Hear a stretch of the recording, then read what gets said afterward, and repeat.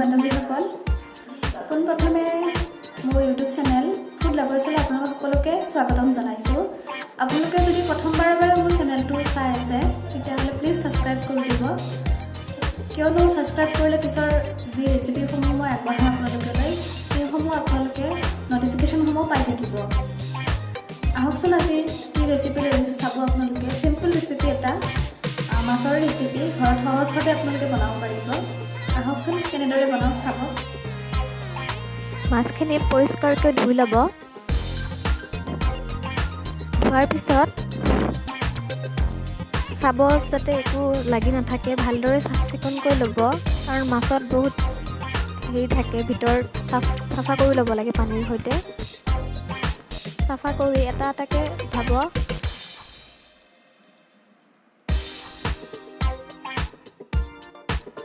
মাছখিনি চাব বাকলি কিছুমান থাকি যায়, যদিও ভালদৰে কাটি অনা হয় বজাৰৰ পৰা, তথাপিও বাকলিখিনি গুচাই ল'ব লাগে ধোৱাৰ সময়ত। সেইখিনি ভালদৰে চাই ল'ব, নহ'লে পিছত খাবলৈ ভাল নালাগে যদি থাকি যায়।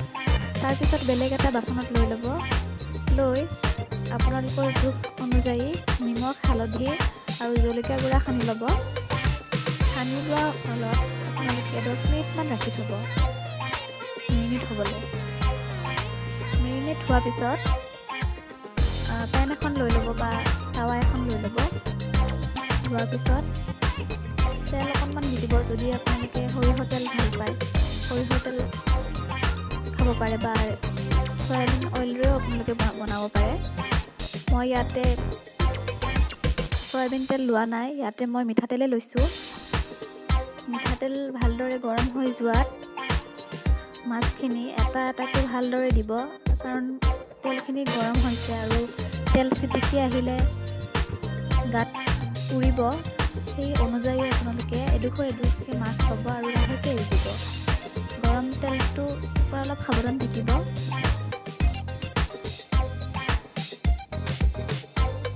চাইছে নহয় আপোনালোকে মই কিদৰে দিছোঁ লাহে লাহেকৈ।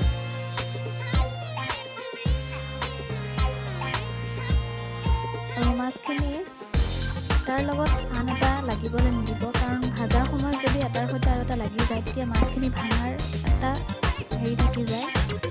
সেই হিচাপে আপোনালোকে অলপমান আঁতৰত ৰাখিব, যিখিনি দিব পাৰে দি ল'ব। মাছখিনি এনেকুৱা বহাই দিয়াৰ পিছত আপোনালোকে ফ্লেমটো হাই নকৰিব, শ্ল' কৰি ৰাখিব। তাৰপিছত লুটিয়াই দিব। ৰংটো দেখিছে নহয় এনেকুৱা হৈছে, সেই অনুযায়ী আপোনালোকে চাব। এতিয়া মই জিকা অলপ কাটি লৈছোঁ, কাৰণ মাছখিনি মই জিকাৰ সৈতে বনাম।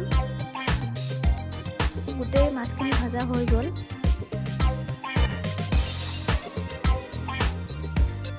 ভাজাৰ পিছত এইখিনি ফটো মাৰিছিলোঁ আপোনালোকক দেখুৱাবলৈ। মাছৰ মূৰতেও ভাজি লৈছিলোঁ, কিন্তু এইটো দেখুওৱা নহ'ল।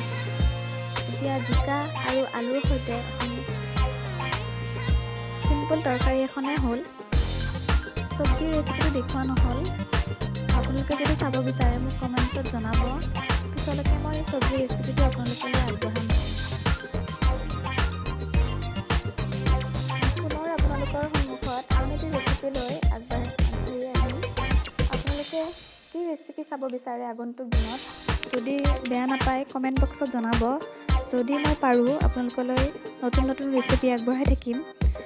আজিলৈ আহিছোঁ বাৰু।